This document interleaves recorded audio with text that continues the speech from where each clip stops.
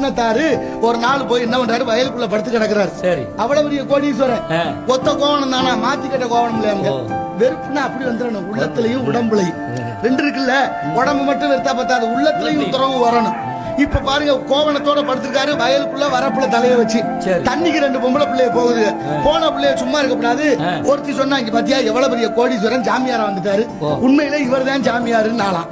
அதுக்கு இன்னொருத்தி சொல்ற, அடிபாடி பைத்தியக்காரி, என்னத்த ஜாமியாரா போனாரு, இன்னும் கொஞ்சம் பாக்கி இருக்கு. பாக்கி இருக்கா? என்ன இருக்கு? ஆமா, எல்லாத்தையும் விட்டுட்டாரு, படுத்தா தலைக்கு தலகணை வேணுங்கிற சுகம் தேவைப்படுது.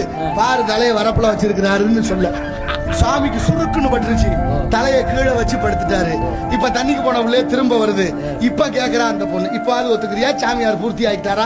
இல்ல இல்ல, இன்னும் கொஞ்சம் பாக்கி. இன்னும் என்ன பாக்கி இருக்கு? இன்னும் என்ன பாக்கி இருக்கு? ஒண்ணு இல்ல, ஊர் உலகத்துல நம்மளை பத்தி பேசுறான்னு காது கொடுத்து ஒட்டு கேக்குறேன் பாரு. அந்த புத்தி என்னைக்கு போதோ அன்னைக்கு தான் அவன் முழு சாமியாருன்னு.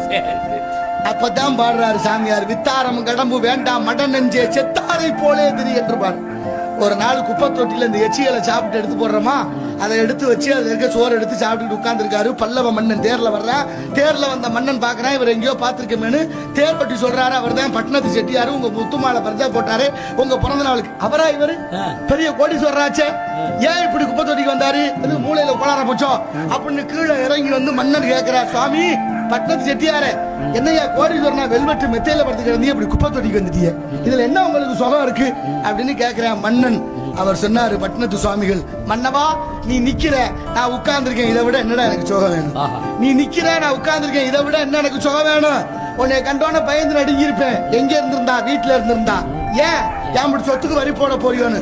இப்ப என்ன என் கோவணத்துக்கு வரி போட போறேன், போயாண்டு போயிட்டார்.